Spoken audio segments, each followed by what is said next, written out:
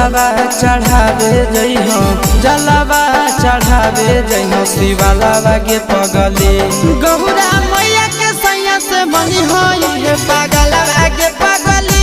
गौरा मैया के सैया से बनी होई है पागलवा के पगली।